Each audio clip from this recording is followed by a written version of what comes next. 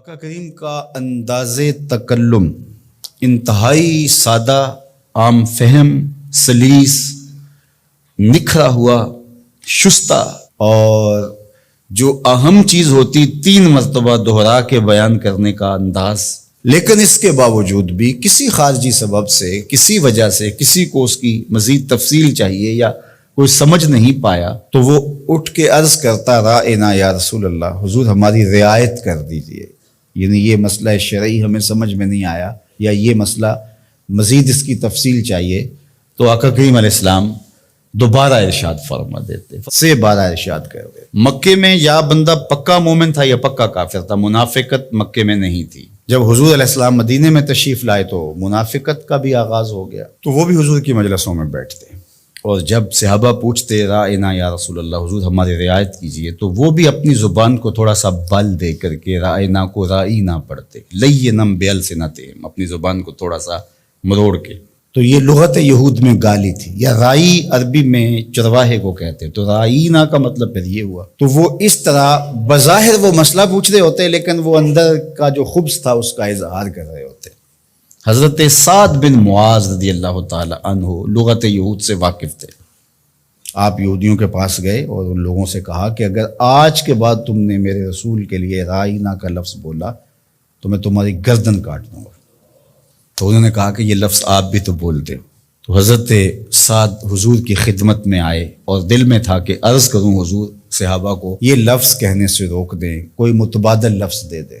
قبل اس سے کہ یہ آ کے عرض کرتے جبریل پہلے پہنچ گئے تھے کہ یا ایھا الذین آمنوا لا تقولوا رائنا، اے ایمان والو میرے نبی کے لیے رائنا کا لفظ نہیں بولنا۔ تمہاری نیت ٹھیک، تمہارا لہجہ اچھا، تمہاری رواں سے عقیدت پھوٹ رہی ہے، تمہاری آنکھیں حیا سے جھکی ہوتی ہیں جب رائنا کہہ رہے، تمہارے دل کشکول بنے ہوتے ہیں جب رائنا کہہ رہے ہوتے ہو، عقیدتوں کے سانچے میں ڈھلے ہوتے ہو تم یہ لفظ بولتے ہوئے، لیکن یہ وہ لفظ ہے جس کے پہلو میں کھڑے ہو کے میرے نبی کی اہانت کا امکان پایا جاتا ہے۔ اگرچہ تم اس لفظ کو اچھی نیت سے بھی بولو، دوسرا معنی تمہیں ملحوظ بھی نہ ہو، میں پھر بھی گوارا نہیں کرتا کہ میرے نبی کے لیے وہ لفظ بولا جائے۔ آج کے بعد تم نے میرے نبی علیہ السلام کے لیے رائنا کا لفظ نہیں بولنا۔ مالک کوئی اور لفظ بولیں گے تو لوگ اس لفظ کو بھی اپنے مفہوم کے لیے اور اپنے خبث باطن کے لیے استعمال کرنے لگ جائیں گے۔ تو کہا نہیں، اس کا متبادل ایسا لفظ دے رہا ہوں، قیامت تو آ سکتی ہے، کسی منافق کی بولی نہیں ہو سکتی۔ وہ لفظ کیا ہے؟ وَقُولُ انظُرْنَا، عرض کرو آقا ہم پہ نظر کرم کیجئے۔ وَقُولُ انظُرْنَا، حضور بس ایک نظر کر چھوڑو، سارے مسئلے حل ہو جائے۔ اور ابو ہریرہ نے کہا کہ انی اسمع منک حدیثا کثیرا، بڑی حدیثیں سنتا ہوں حضور، یاد نہیں رہتی، کوئی نظر کرم کیجئے۔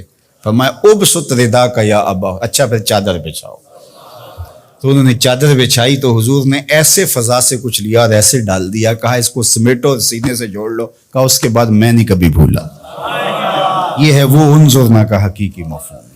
تو اللہ اس لفظ کو بھی گوارا نہیں کرتا۔ یہ محبوب علیہ السلام کی چوکھٹ کا ادب ہے کہ جو ایسا ذو معنی لفظ ہو، اس کا ایک معنی صحیح ہو، ایک معنی اس کا غلط ہو، بولنے والا صحیح لفظ صحیح نیت سے بول رہا ہو تو کہا نہیں، میرے محبوب کے لیے یہ لفظ نہ بولو۔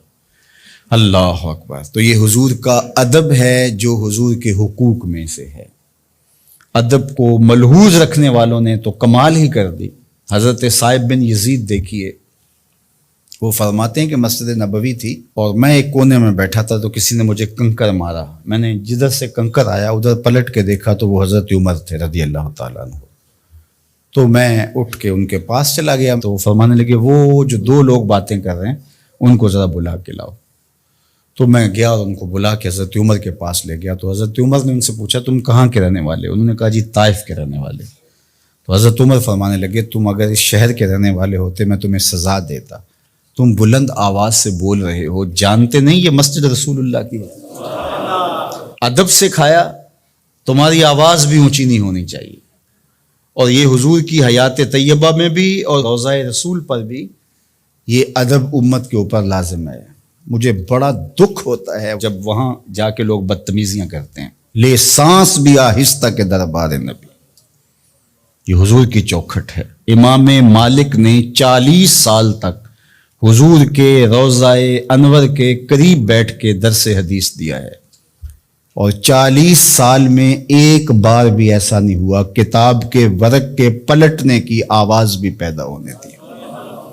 یہ حضور کا ادب ہے کہ اپنی آوازوں کو بھی پست رکھا جائے، اپنے لہجوں کو بھی کنٹرول کیا جائے، اور وہ انداز اختیار نہ کیا جائے جو عامیانہ پن سے جڑا ہوا ہو۔ عامیانہ پن سے مخاطبت نہ کی جائے رسول کریم صلی اللہ علیہ وسلم سے۔ یہاں لفظ بھی تولنے پڑتے۔